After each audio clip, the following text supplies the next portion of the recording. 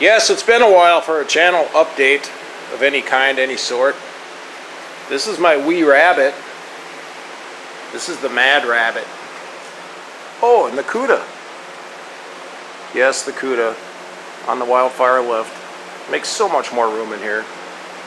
Yeah, maybe we'll do videos on these someday, but for now, what's this?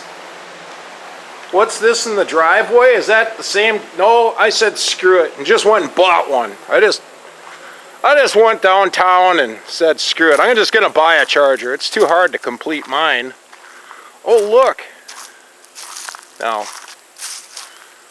look. Well, that's it. This is Janis in all of her glory. I am down to putting on the front and rear sway bars. The back seat, I'm waiting for a seat cover. And the tailpipes, just the muffler, the tips have to be welded on. They are slipped on. But this is how she turned out. And the sun just went behind clouds. Oh well, we'll still get a walk around on it. Oh man, about 2 years ago, my friend and me,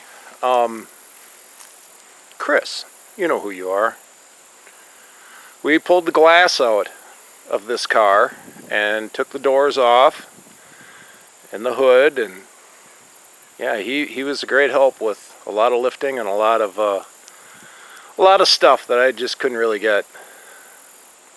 And it was September of 21 that we brought it into the shop here, and I started to build the chassis, and it was January of 23. It went into John's body shop, and it was June. Yeah, the end of June I got the car back. So it's been months again. It's been July, and August is about fried. But it took a while to keep assembling. They did the glass and the trim around the windows, because that always sucks. They did the stripe as well. And the bodywork and paint. So this is F5 green. This is the factory color that Janis came in. Now originally, she came from the factory with a white stripe and a green vinyl top and green interior.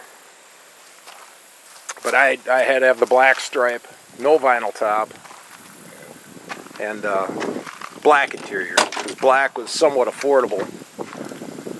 So, yeah, these are my door panels, how that all came out, my interior. The Dakota Digital dash looks almost factory in it. It's pretty cool.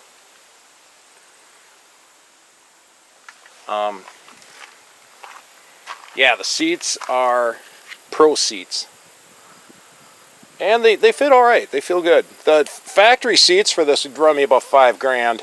You could dump 10 grand in the interior of this car easily, which no, it was a real stretch to have the body and the paint done, but it was well worth it. It was well worth it. We got a nice car. This is a nice, solid, like new 69 Dodge Charger. For what I got into it, I don't think I'll ever lose money on it.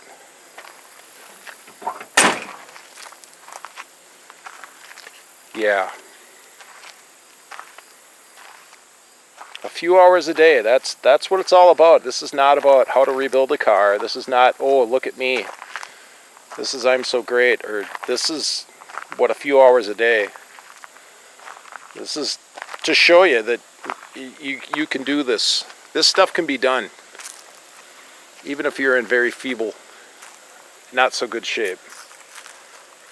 I've got, yeah, I got more health issues that will be looked into and taken care of this winter. So you haven't seen a lot of flying from me and stuff like that.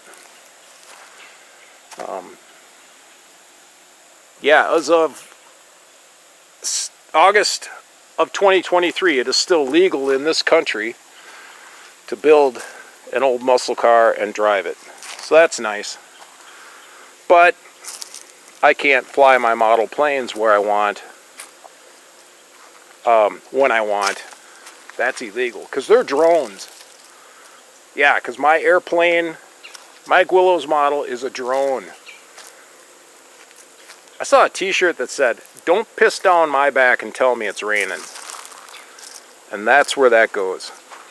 It's a model plane, damn it. I don't even own a drone. Yet I have to be under their laws and all their crap. No. We'll get into that in a later video. For now, there it is. 69 Charger RTSE. That's been taking a lot of my time. So, anyways, yeah, I think it came out pretty good. And I'll have to get back to you later on the model plane stuff. But this is where I've been at. This is how it's been going. Thanks for watching.